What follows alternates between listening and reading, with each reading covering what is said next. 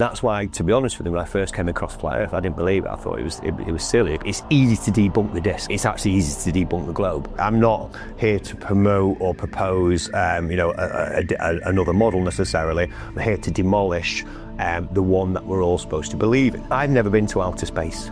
You've never been to outer space. Nobody's ever been to outer space. Once you see one major lie, and you start looking into everything, why not question every single thing that we've ever been told?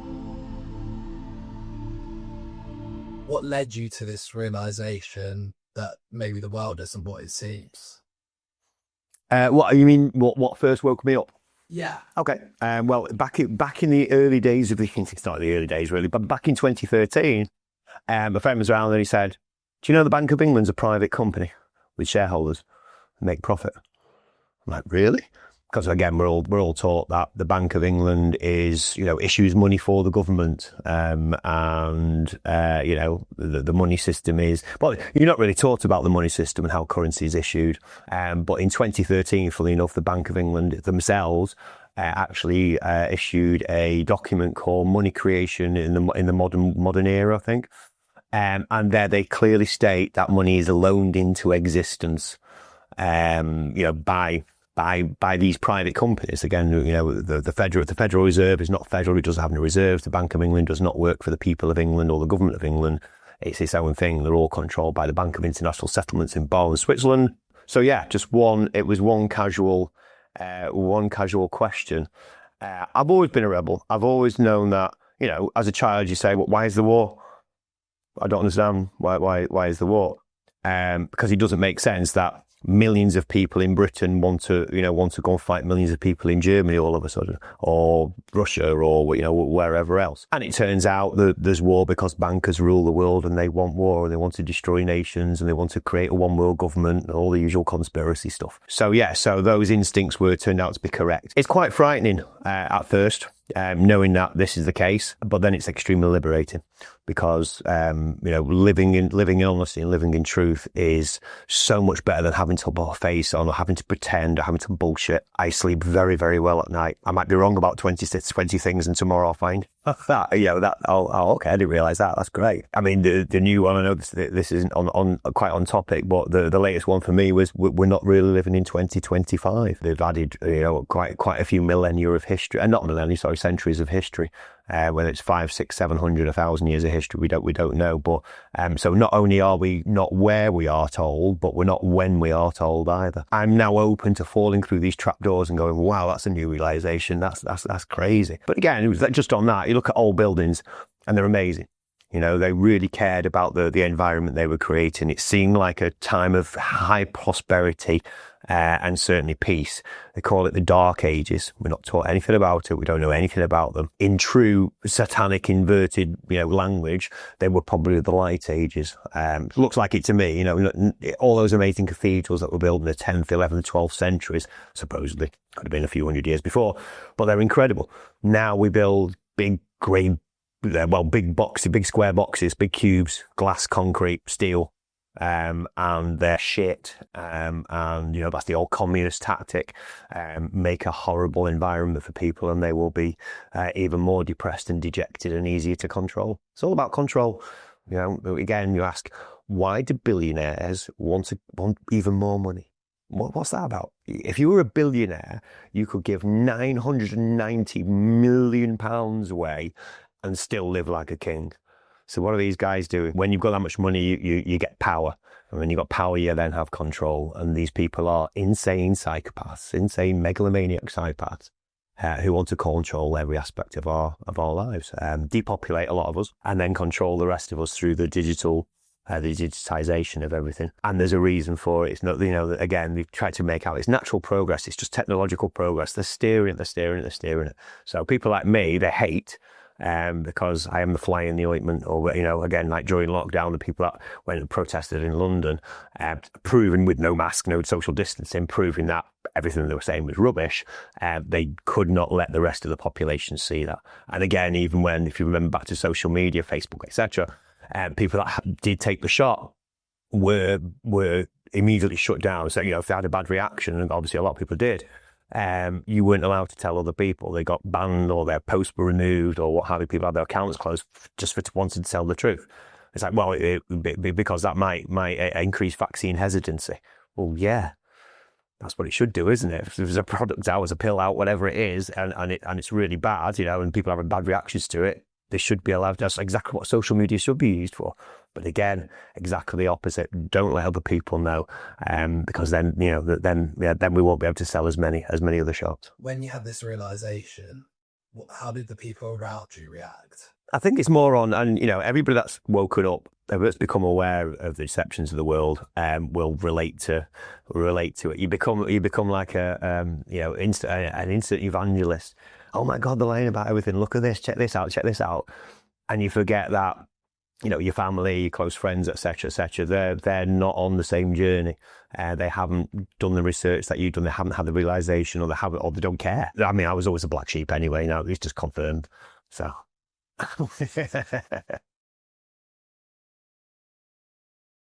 Not many people, start off with, oh my word, our cosmology is wrong. What normally happens is you discover one or other truths about the world first, and then one thing leads to another. 9/11 is obviously a big conspiracy thing. The moon landings, obviously, being utterly obviously fake when you go back and look at the evidence for yourself. You look at the lunar landing module that they apparently lived on the moon for 3 days, and it's made of curtain rods and old kitchen cabinets, lots of gold foil. And obviously that thing is not going to survive in space. So whether it's the moon landings, whether it's 9/11, the COVID scam, the scamdemic, that woke a lot of people up, realizing that if there's a contagious disease out there, why aren't they shutting the airports? Why are they allowing anybody to travel? Why are they allowing any businesses open? Why is it just the big businesses? All the small businesses have to close, but McDonald's, Amazon, the Walmart, etc., that they can stay open. So people start questioning, and that's the best thing you can possibly do, because when you go to school, what you're taught to do is sit down, shut up, and listen to the teacher. And is the teacher the fount of all wisdom? No, the teacher's teaching what they've been taught, what they've been taught by teacher training college, what they've been taught by textbooks, and who owns, who gets to decide what information they then pass down to children. The point of school for me is it's an indoctrination centre. It's getting people used to obeying authority without question. And we saw that with COVID. Put a pair of panties on your face, basically, to stop a virus. This is never going to work. Stand 2 meters apart. It can't get you when you're sitting down, but when you stand up, you've got to put your mask on. All this nonsense. I mean, there are other reasons for doing that. Like I say, once you see one major lie, you then go on to, things can be suggested or what have you, and you start looking into everything. Why not question every single thing that we've ever been told? If you can evidence it with your own eyes, or if like there's millions of other people who've evidenced it with their own eyes, then it's it's worthwhile knowledge. But if it's just been told to us, and then it's backed up on screens and images in papers, but nothing that we can actually evidence. I've never been to outer space. You've never been to outer space. Nobody's ever been to outer space, except for a few select astronauts, apparently. The highest we can go normally is 7 to 10 miles. We have high altitude weather balloons, high altitude, the big balloons that they send up. People send them up amateur. They can go up to 20, 22 miles, I think is the record. And when they go up there, all they see is a flat horizon. Well, it bobs about. So you see it curve like that, and then you see it go flat, and then you see it do that. And when it levels out and there's no wind for a minute, the horizon is flat at 22 miles up. I don't have a flat Earth model. I think that's it's giving you a straw man, or giving people a straw man to attack, because nobody has millions of pounds and university type funding or what have you to go and really test things out and find out what the actual model is. The only two things that I know for sure is that the Earth is not moving. That your senses tell you that every single day. There's no edge. You don't fall. Nobody falls off. I suppose the other thing is Earth is two equal halves either side of the equator, and we know that from daylight hours are equal 6 months apart at equidistant places from the equator. So also, you get 24-hour sun in the Arctic in their summer and 24-hour sun in the Antarctic 6 months later. So whatever shape it actually is, it's equal on both halves, which is why the popular flatter disk model doesn't work. But what a lot of people do, and it's the same with people who believe in the globe, you've got a model now in your head that you're tied to. So now you're looking for confirmation bias, you're looking for evidence one way or another. I am one of those rare people that I don't really care what it ends up being. I'm just going to piece all the evidence together and find out, and get closer to the truth. It's more, I tell you what, it's more the lack of evidence for what they tell us we are actually on. Like I say, I'm not here to promote or propose, another model necessarily. I'm here to demolish the one that we're all supposed to believe in, because we're supposed to be rotating at 1,038 miles an hour at the equator. Where we are in Britain, about 750 miles an hour. If you put your hand out the car window at 30 miles an hour, you're moving. 50 miles an hour, 100 miles an hour. Going a roller coaster, you feel it. But all everyday life, the Earth is still. If it was spinning round, we'd all be holding on for dear life. And the thing is, like I said, it would be so obvious if we were rotating round. And again, people say, yeah, okay, well, that's because the atmosphere, all 6,500 miles of it allegedly rotates perfectly along with the Earth. So when you're on a train or a plane and it's all enclosed, then you don't really feel like you're moving. Well, number one, you do feel like you're moving, because nothing's going to be frictionless. Number two, it's enclosed. Are we saying that the Earth's enclosed? Because as far as I know, the model is just atmosphere all the way up into the vacuum of outer space. Again, surely the atmosphere would... okay, but gravity, that magic that magic force that does everything. It's always the answer. Now, gravity is a real measurement. It's a measure of the acceleration of objects towards Earth. And it's around 9.8 meters per second squared, pretty much everywhere on Earth. That's it. It's a rate of how fast things drop to the floor. Nothing else. There's nothing else you can say about it or prove about it or, experiment with to say, well, that's how all the planets kind of, they stay close to the sun, but not so close to the sun that then it's all imperfect. There's always some magic involved. Even with the disk, there's an ice wall around it. With a globe, like I say, gravity keeps everything in place perfectly. With another model, it kind of is like a repeating space loop. So you can keep going and keep going and keep going, but you basically just kind of start there again. Here's the other thing. We're all supposed to be on this ball and we live kind of here on it. And obviously if you're at the equator, you live here. And if you're in Australia, you live here. But nobody's landscape is like that, or even that. Everybody's landscape is like that. Yeah, but it doesn't tip the ball up, so it's no longer 3D. We still live on this 3D ball. Because all these cameras on satellites, which are, like I say, I don't think are that high up. But all they need to do is have one camera pointing towards the north, one camera pointing towards the south, and show us, people walking perpendicular, to the ball, but at different angles. It's a lack of evidence for what they actually want us to believe. One of the biggest ones, one of the easiest ones for anybody to go and check out is the daylight hours north and south of the equator. Swansea in Wales and Rio Gallegos, I'm probably saying that wrong, in Argentina, are roughly equal distance from north and south of the equator. They have the same daylight hours 6 months apart. You can pick any two places on Earth that are about equal from the equator, whether they're close to it, far away, what have you, and they will have the same daylight hours 6 months apart. Now, the disk model has the norths a little bit in the middle, and then you've got this great big south, which is like 3.5 times larger. If that were the case, the sun would has to cover a hell of a lot more as it moves towards the Tropic of Capricorn in the northern winter, in the southern summer, and daylight hours would be much longer in the south than they are in the north. That's one of the major ones. The other thing is there is no ice wall. And when they show pictures of the ice wall, it's like the Ross ice shelf. It's these huge, hundreds of miles long ice shelves, however high they are. There has to be something magical, whatever the Earth actually, whatever our cosmology actually is, whatever the shape the Earth is, there has to be something magical going on, because there is no edge, nobody's ever fallen off, and if you keep going, you will end up back at the same place. There's a lot more reasons why the flat disk doesn't work, but again, if you know about deceptions, what smart, evil people will do is they'll give you there's the mainstream view, and here's the mainstream alternative view, and it's nearly always a false dichotomy. So then you have people, it's a globe, it's a disc, it's a globe, it's a disc, and it turns out it's neither. I don't know what it is, but you can disprove both of those models with proper hard research and working out for yourself. But the bottom line is, do you want to know the truth?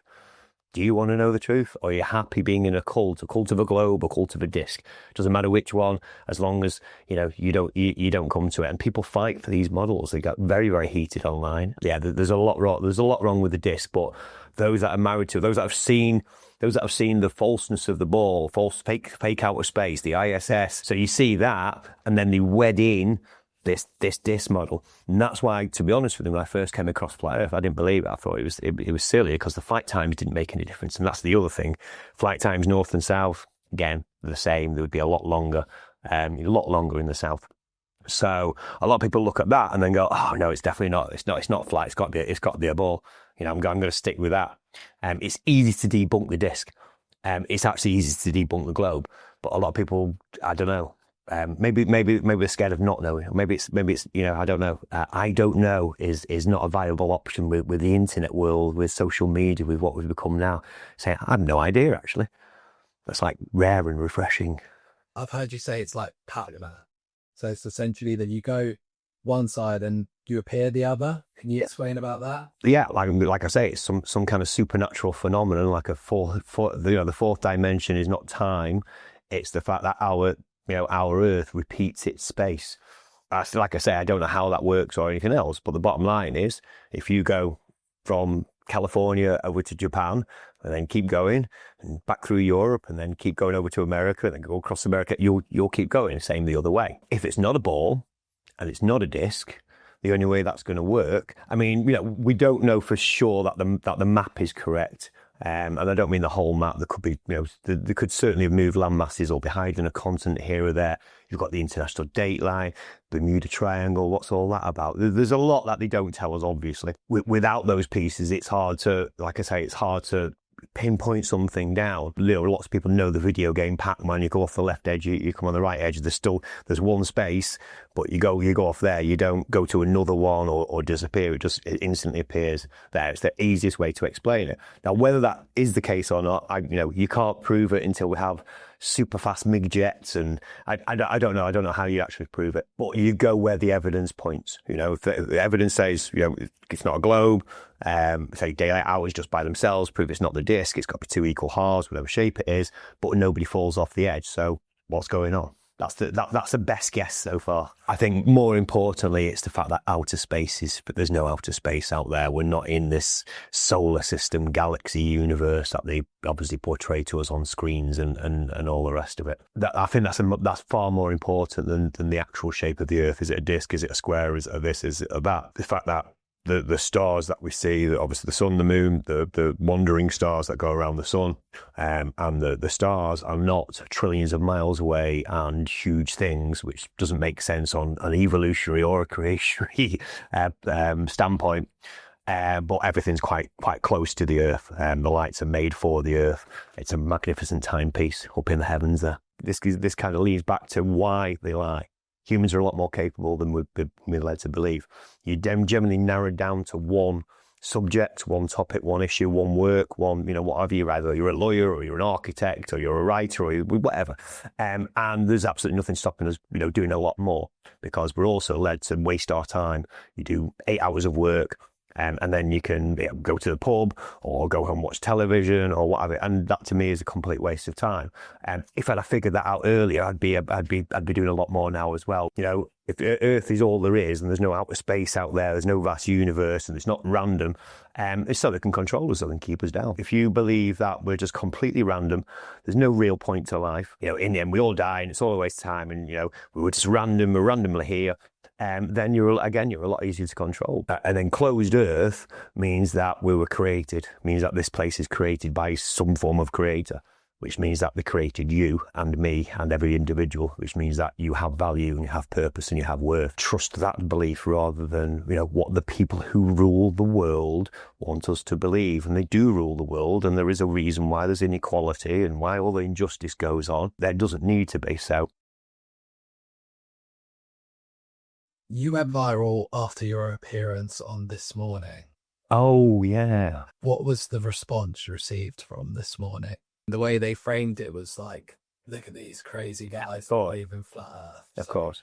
I even shaved my beard. Nothing out of the ordinary, nothing out of the ordinary. And at the end of 2013, when I woke up, I wrote the song Stick Your New World Order Up Your Arse.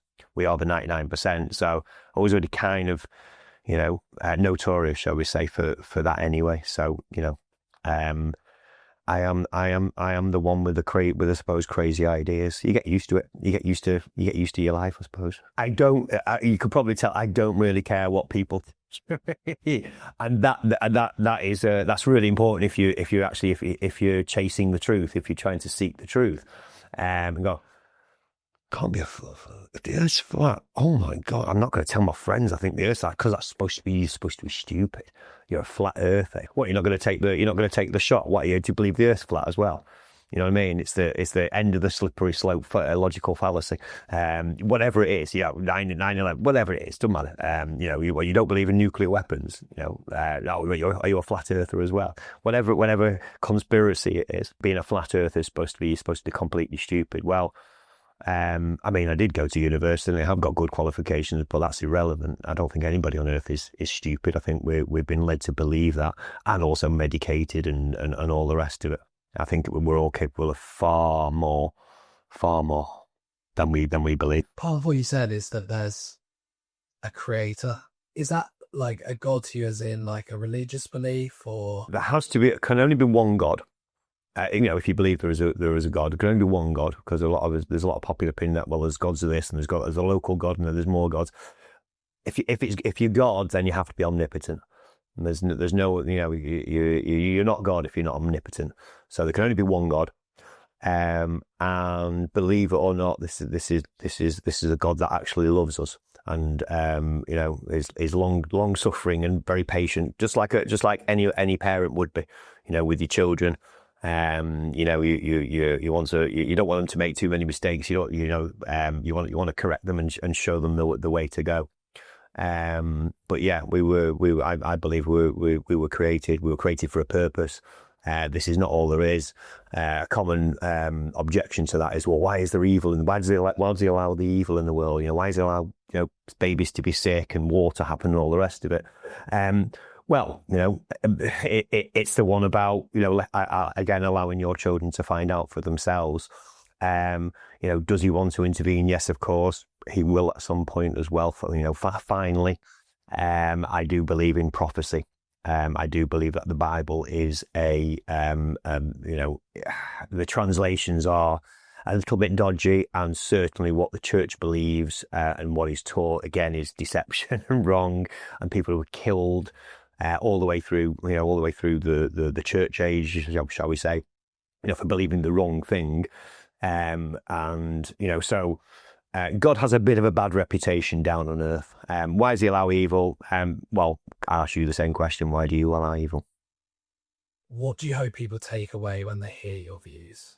That they shouldn't accept anything that they have been told by education, by the rulers. If you've gone and studied it for yourself, then fair enough. Now, a lot of people are amateur astronomers. They say, well, I'll get my telescope out and I can see the moons of Jupiter, and I can see, and yeah, absolutely, that's what's there. Yeah, what you observe and the evidence is there. It's the explanation, it's the conclusion that these are all millions and billions and trillions of miles away. They're huge in the millions and trillions and billions of miles away.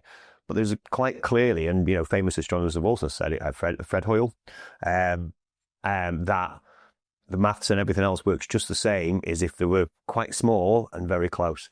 And again, whether you believe in, evolution or what have you, a natural evolution of life and things, or whether God created everything, at no point, there's no point in this light here being huge and 10 miles away to try and light me up. It doesn't make any sense.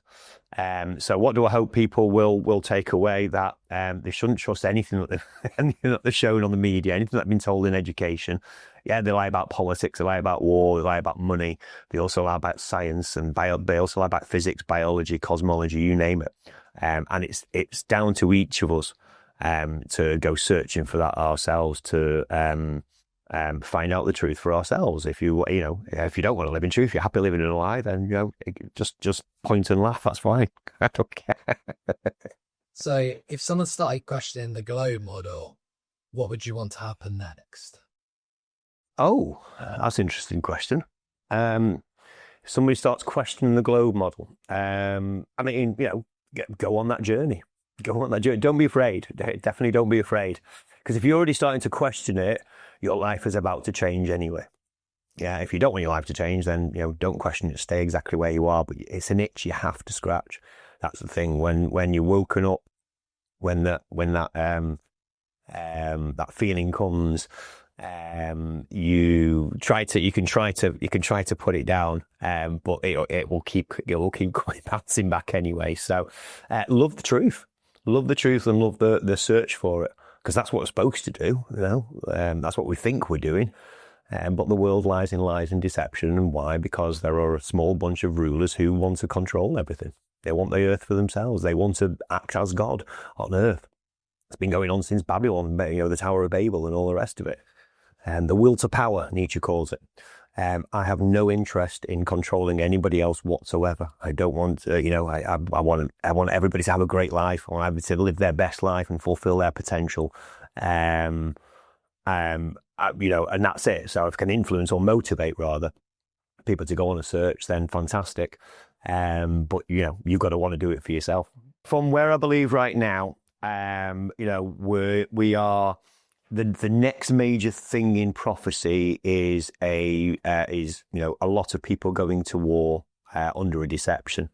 Whether that's going to be fake aliens or not, I'm not sure. Nobody knows. We'll know when we see it. They've got the technology to do it. They have zero gravity graft field propulsion craft. We've seen UFOs and all the supposedly UFOs. They're all military craft. They've got amazing technology. I've proven we have an ether, by the way, which is again what Michelson-Morley kind of proved. But then they brought Einstein out to kind of do all this gravity and space time and all the nonsense that works mathematically but not evidentially. If I can do one thing, if I set you on a journey with this, and once your chins come off the floor, is to not believe if there's a fake alien invasion or some kind of thing going on, even though they'll have ships in the sky, it'll be all over the news, and they'll probably lock us down again because it'll be too dangerous to go out and all the rest of it. Is to, again, just like COVID, don't believe a word of it. You can look back at the COVID era and go, hang on a minute, that was weird. That was weird. Like I say, a lot of people woke up for that. If you haven't, that's worth going over again. But it was a psychological operation. And the next will be again. So don't go to war. Don't go doing the Independence Day thing, because that's what I believe they're doing now. I don't believe Israel and Iran are going to go to full war and there's going to be World War III. A few weeks ago, India and Pakistan were about to kick off, and that all went quiet. They're raising these tensions all the time. So that when they do I believe their big card at the end, we can all come together and feel really good. Muslim and Jew and Russia and America and all the different factions, we can all come together and defend the earth together as one and feel really good about it. There's going to be a big deception, so don't fall for it.